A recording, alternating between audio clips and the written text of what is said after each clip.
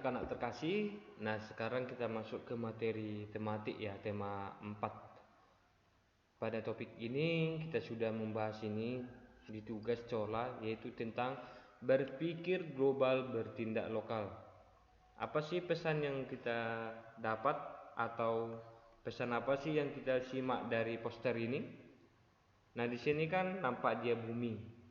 Bumi ini menunjukkan kondisi globalisasi. Dan di atas bumi itu berdiri banyak orang-orang yang menggunakan pakaian tradisional. Ini artinya bahwasanya globalisasi ini akan dikaji atau akan dihubungkan dengan budaya yang ada di Indonesia. Jadi dalam era globalisasi ini, positif negatifnya pasti ada pengaruhnya ataupun dampaknya, yaitu ketika sebuah budaya dihilangkan atau sebuah budaya yang diubah menjadi arah lebih modern, itu adalah salah satu dampak positif dan negatif. Yang mana ada budaya yang langsung hilang, nah itu dampak negatif. Contoh ya, bisa kamu rasakan ketika kamu memiliki suku sebagai latar belakang dirimu. Contoh Pak Guru sebagai suku Batak. Tapi pada saat ini Pak Guru tidak bisa menggunakan bahasa Batak. Itu adalah salah satu contoh dampak negatif dari globalisasi itu. Nah, bagaimana dengan kamu? Apakah kamu bisa berbicara bahasamu, latar belakangmu atau bahasa daerahmu? Song Pak Guru, au jelas-jelas dope bahasa Batak. Jadi jelas dope huboto song dia berbahasa Batak. I know ya. Biarpun Pak Guru harus mengglobal, yaitu saya harus menerima masukan-masukan dari bahasa asing, bahasa modern, misalnya gue, you, apa kabar, atau how are you today, nah begitu. Tapi Pak Guru tidak akan melupakan budaya saya. Itu adalah yang bertindak lokal, tapi harus berpikiran global. Berpikiran global itu maksudnya saya harus bisa beradaptasi dengan budaya dari luar. Contoh, saya harus bisa mengikuti zaman termasuk berbahasa Inggris. Minimal sedikit saya harus pahami ya. Minimal saya harus memahami apa dan bagaimana penggunaan bahasa asing. Biar saya tidak dilindas oleh zaman, kan begitu. Nah, jadi pada poster ini terdapat beberapa suku kita yang sedang berpakaian tradisional. It's okay. Kita harus tetap menggunakan pakaian adat kita. Ya, kita harus berpikiran lokal bahwasanya saya harus lebih mencintai budaya negara saya ini. Saya harus lebih mengembangkan budaya negara kami ini. Baik itu budaya Batak Toba, Batak Karo, Batak Simalungun, Nias, Toraja dan lain-lain, Jawa, Minang dan lain-lain. Itu harus kita kembangkan ya. Tapi kita jangan menutup budaya-budaya yang lain yang akan mempengaruhi budaya kita menjadi lebih baik. Contoh, ulos ya. Dulu kan ulos itu hanya beberapa jenis dan beberapa motif. Sekarang dengan adanya budaya dari luar, ulos sekarang sudah bisa dimanfaatkan menjadi tas, menjadi baju. Dulu itu ulos itu hanya dipakai untuk pakaian tradisional. Nah, sekarang ulos itu sudah dipakai untuk sortali atau bisa dipergunakan sebagai hiasan. Kita harus berpikiran global, itu maksudnya. Jadi kita jangan kaku di era globalisasi ini. Contoh ya, ulos ataupun pakaian adat atau sejenis budaya berupa aturan. Ya, kalau dulunya pengambilan keputusan itu contohnya harus diambil oleh raja-raja atau diambil oleh penatua atau kepala suku beserta sejajarannya atau pemangku-pemangku jabatan di desa ataupun di tempat itu. Di zaman sekarang itu bisa kita rombak, kita harus berpikiran global loh. Di era hak asasi manusia ini, semua manusia berhak untuk menyampaikan aspirasi dan pendapat dari segi positif bukan negatif, ya. Itu positifnya sekarang, tapi negatifnya dikarenakan globalisasi ini banyak orang yang akan berpendapat dengan secara sembarangan, ya. Maka ada unsurnya seperti netizen yang tidak baik yang hanya begitu mudah menyampaikan pendapat, ya, menyampaikan pendapat di sosmednya. Nah, ya memang mereka mendapatkan hak asasi manusia, mereka menyampaikan pendapat itu. Akan tetapi terciptalah sebuah kesalahan di sini. Nah, itu ya. Jadi ada perbedaan positif dan negatifnya ya. Di zaman sekarang itu manusia mah bebas menyatakan pendapat dari arti positif ya, bukan negatif, positif. Oke? Jadi kamu harus pintar-pintar di zaman sekarang menggunakan sosial mediamu. Nah, jadi maksud dari berpikiran global dan bertindak lokal tadi adalah bahwasanya kita harus lebih mencintai, lebih mempelajari dan mendalami budaya-budaya lokal kita ini, ya, termasuk makanan, pakaian, alat musik dan lain-lain. Bahasa bertutur kata harus juga. Jadi contohnya bertutur kata, iya Pak Guru, iya Mah, ya Opung, ya Adik. Nah, itu adalah salah satu contoh bertutur kata budaya Indonesia. Sedangkan iya, tidak. Nah, itu bukan orang Indonesia begitu, itu orang Eropa. Orang Eropa nama bapaknya pun disebutkan nama bapaknya. Ayo, hello Michael, how are you today? I am John Smith. Nah, dia pun sudah menyatakan nama saya John Smith. Oh, nice to meet you John Smith. Padahal kawannya ngomong itu misalnya anak SD dengan yang udah berkeluarga. Nah, itu budaya barat. Kita kan stay in Indonesia. Jadi kita harus bertindak lokal gitu. Kita harus bertindak lokal. Seperti kata pepatah kan, di mana bumi dipijak, di situ langit dijunjung. Ya.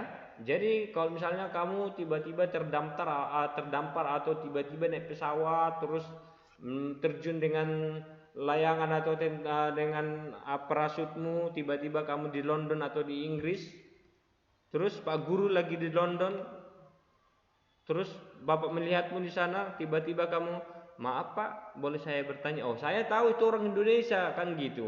Langsung saya tahu dari cara bertutur katanya. Oh, ini orang Indonesia ini. Apakah Pak bisa menunjukkan saya jalan ini ke sini begitu? Oh, itu orang Indonesia.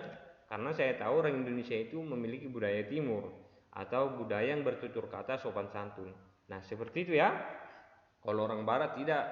Nah, yang penting mereka menyampaikan kalimatnya dengan baik. Bukan berarti barat itu kasar-kasar, tidak.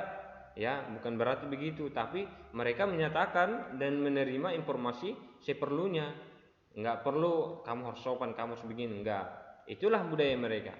Jadi kita yang ada di Indonesia ini harus mempelajari lebih dalam, mencintai budaya kita, ya, melindungi budaya kita, dan boleh mengubah budaya ini menjadi lebih baik, ya, bisa menjadi lebih baik. Contoh alat musik tradisional dipadukan dengan modern itu sah saja ya. Nah, oke. Sekarang kita masuk ke topik tentang yuk cintailah buah dalam negeri. Nah, ini ya. Indonesia terkenal dengan surganya buah. Ada berbagai macam buah yang tumbuh subur di Nusantara ini. Sayangnya, buah-buah lokal ini makin lama makin tergusur karena kedatangan buah impor. Impor adalah mendatangkan buah dari luar negeri ke Indonesia. Nah, ini banyak ini kisahnya begini. Kasihan petani kita, ya. Dari sini dapat kita nilai bahwasanya jerih payah petani di Indonesia itu belum terhargai dengan baik. Ya, belum terhargai. Kemarin pernah Pak Guru membaca barang selundupan dari Bangkok atau dari Thailand, ya, bahwasanya penjaga pantai kita, penjaga laut kita, ya, penjaga laut kita menangkap beberapa barang selundupan, barang gelap namanya. Contohnya itu adalah bawang. Petani kita kan pagi, siang, sore diterik matahari, hujan menjaga bawang mereka. Rupanya karena bawang dari luar itu datang, maka stok bawang di Indonesia jadi banyak. Otomatis harga bawang di negara kita ini kan akan lebih murah. Sama halnya begini, ada 5 orang. 5 orang ini hanya butuh 5 minuman. Padahal negara ini hanya menjual 5 minuman. Otomatis satu-satu kan. Jadi harga per minuman itu bisa dibuat lebih mahal. Tapi datanglah minuman 2 kali lipat dari sini, 10. Berarti Jadi 15 minuman. Artinya konsumen bakalan bebas memilih minuman yang mana dan harga yang mana. Masalahnya harga dari impor dari luar itu tadi lebih murah daripada barang yang ada di kita. Ini yang merusak ya, ini contohnya.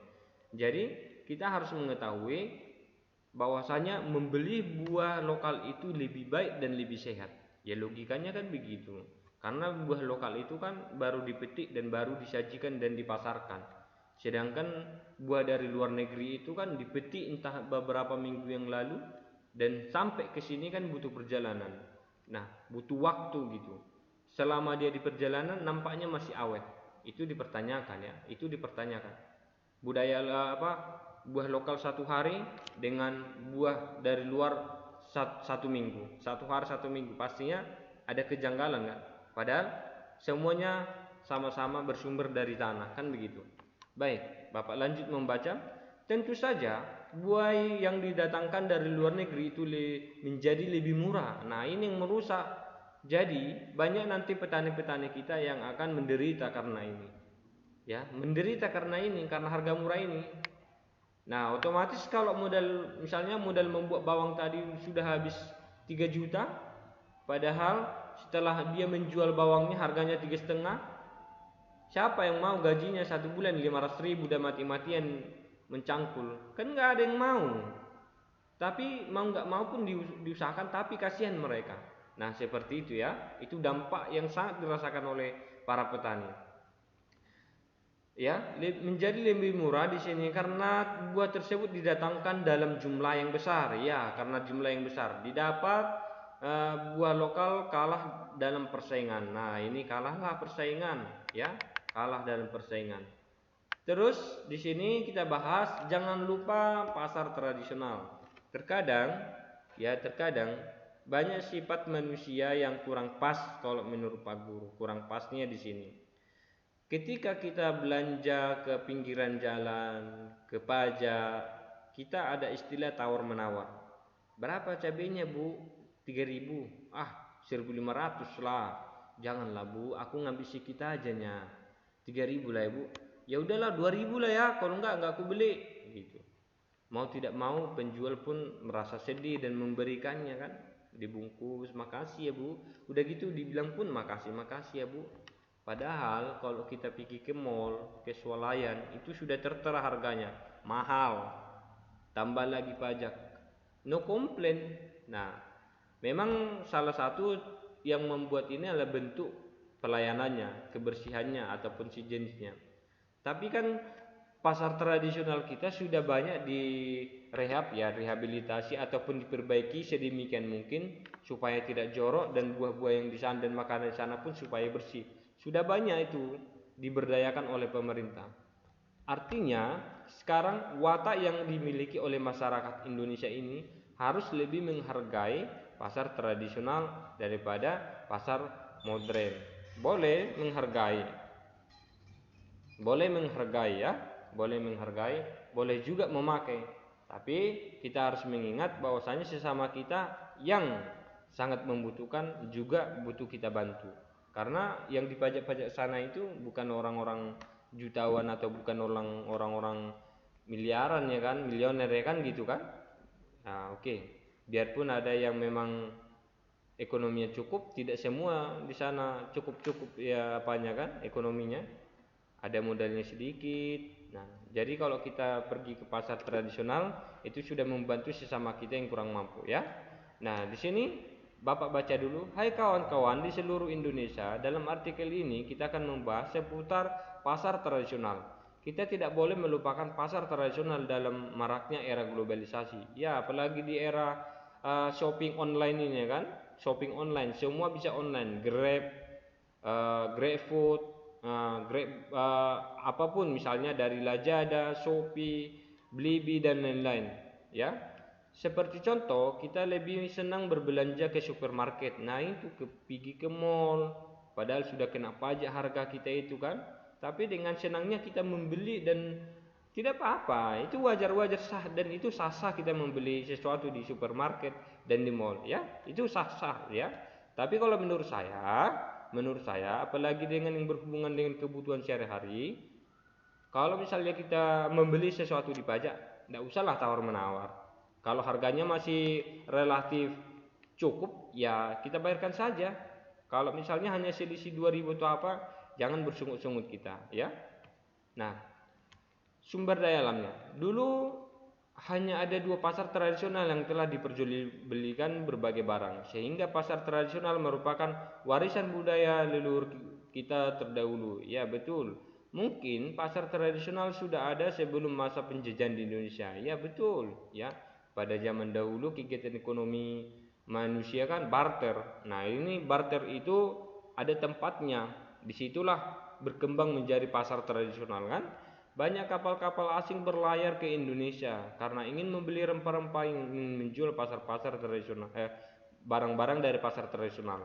Pasar tradisional tidak akan berubah ciri khasnya secara total. Pasar tradisional tidak boleh dilupakan. Yep, saya setuju. Jadi anak-anak juga ya, termasuk sampaikan orang tua, kalau berbelanja di pasar tradisional janganlah tawar menawar, ya. Janganlah ditawari lagi ya. Masa beli di mall harganya puluhan ribu cepat, tapi kalau dipajak tawar menawar, tidak usah lah ya. Dan kalau bisa, kalau misalnya kita bisa berbelanja ke pajak, berbelanjalah sana membantu sesama kita. Oke?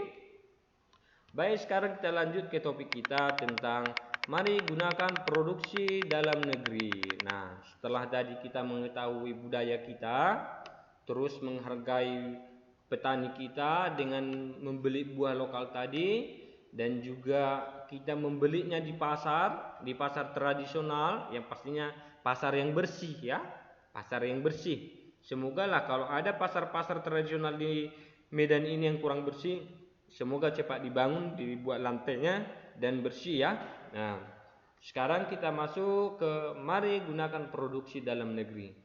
Kadang kalau kita membeli sesuatu, datang penjualnya dengan bangganya, ini barang luar negeri loh, ini brand ini sekarang ini bajunya merek luar negeri, padahal kita belum tahu luar negeri itu kualitas bagaimana dan tempat kita bagaimana. Ya ada yang saya tahu, ada harga ada rupa kan gitu ya. Kalau harganya 10.000 ya bakalan kualitasnya bakalan nggak bagus kalau sejenis baju kan.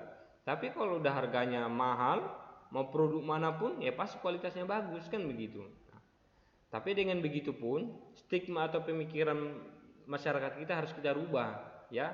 Kita harus lebih maulah membuang sedikit ego kita yang mana malulah kalau tidak menggunakan barang luar negeri. Ini dari Singapura ini, biar tahu ini baju saya dari Singapura. Bangganya itulah kita buang.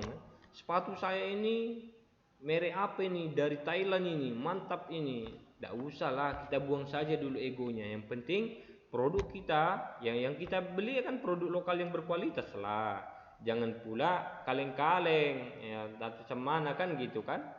Belilah yang berkualitas maksudnya. Yang tidak berkualitas, yang KW-KW nggak usah dibeli. Yang berkualitas lah beli, tapi produk Indonesia. Nah, Menteri SDM mengkampanyekan gerakan Aku Cinta 100% Indonesia. Kenapa sih harus kita membeli barang dari luar negeri? Artinya begini, kalau kamu membeli produk Indonesia, ya berarti kamu sudah membantu masyarakat Indonesia mencari nafkah. Anaknya lagi sekolah, kebutuhan istrinya, kebutuhan ayahnya, kebutuhan keluarganya, kamu sudah membantu. Artinya kalau misalnya pendapatan di negara kita sudah lebih tinggi, agak lebih tinggi dan bagus, ya kriminal pun akan berkurang dan kesejahteraan akan meningkat di negara kita ini. Beda kalau misalnya uang yang kamu punya kamu kirim ke luar negeri. Nah, siapa yang bakalan menikmati uangmu itu? Ya orang-orang di luar negeri sana yang akan mendapatkan kesejahteraan lebih bagus daripada kita yang di sini. Nah, jadi tingkat kriminal pun akan meningkat di sini karena masyarakat kita semakin miskin, ya di sana makin sejahtera. Bukan berarti kita senang kalau misalnya di sana nggak sejahtera, bukan.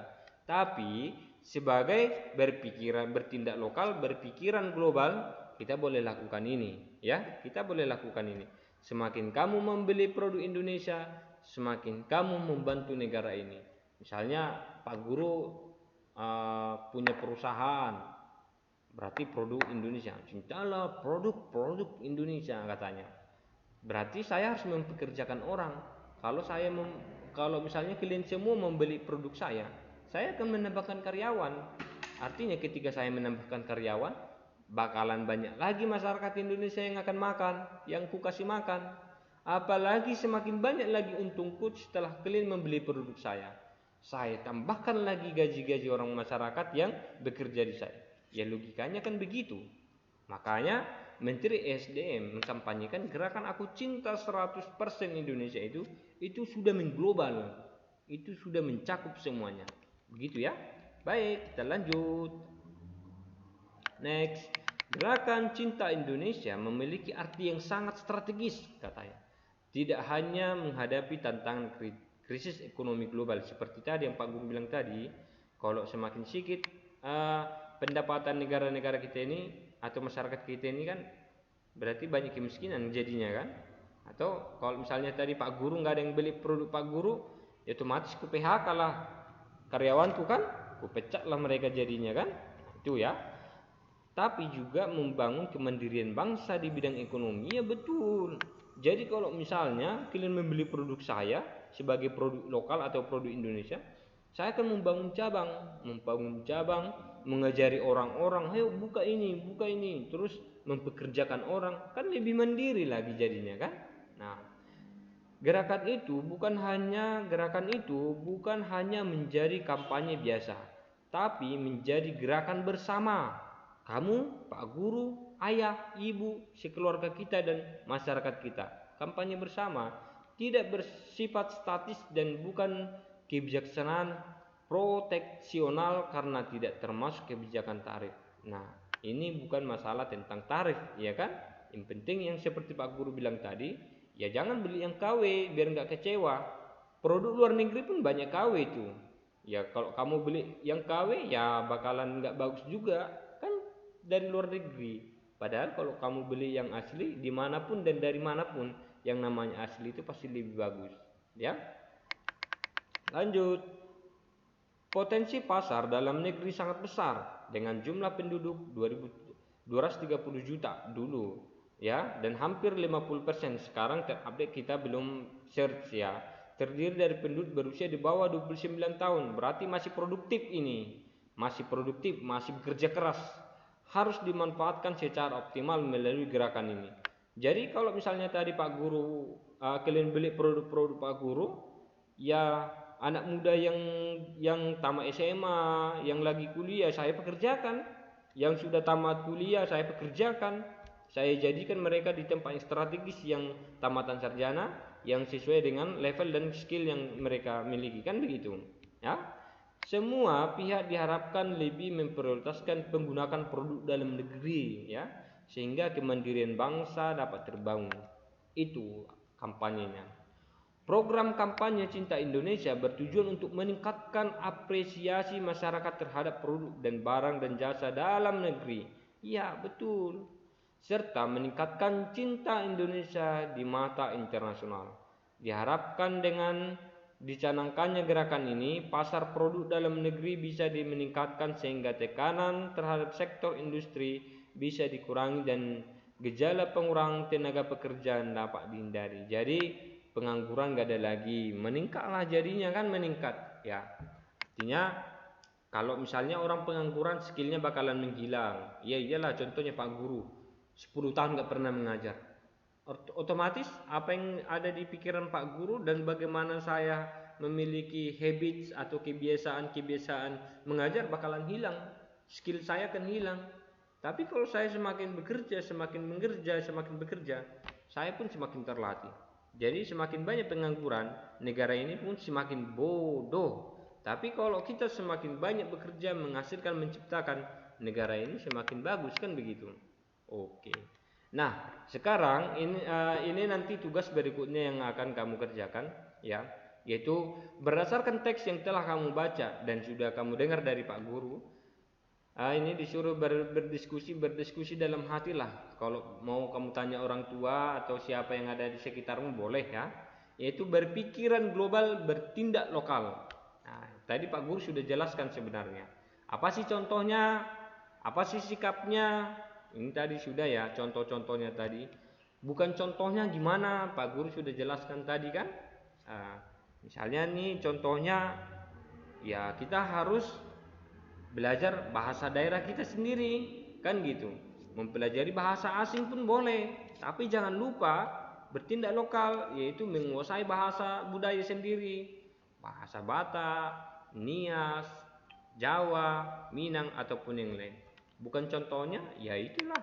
Nggak mau belajar bahasa daerah, ya. Menggunakan bahasa-bahasa gaul. Lo di mana? Gue itu udah di sini. Lo gue ada. Misalnya begitu kan.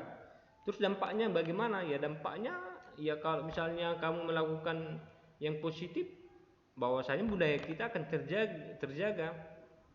Misalnya tadi kalau kamu menghargai para petani kita akan sejahtera.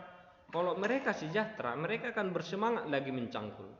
Mereka semangat mencangkul, mereka beli keperluan mereka, beli mesin untuk pertanian, penghasilan mereka juga semakin baik, beli pupuk untuk ini, berarti kualitasnya semakin meningkat, kan begitu logikanya. Nah, pengertiannya boleh kamu buat pengertian global bertindak lokal itu apa sih gitu. Ini di sini ya, pengertian itu. Oke? Nah, sampai di sini dulu tentang topik ini. Kamu kerjakan soal ini, contoh ini, dan semoga dengan apa yang Bapak sampaikan kamu pahami dan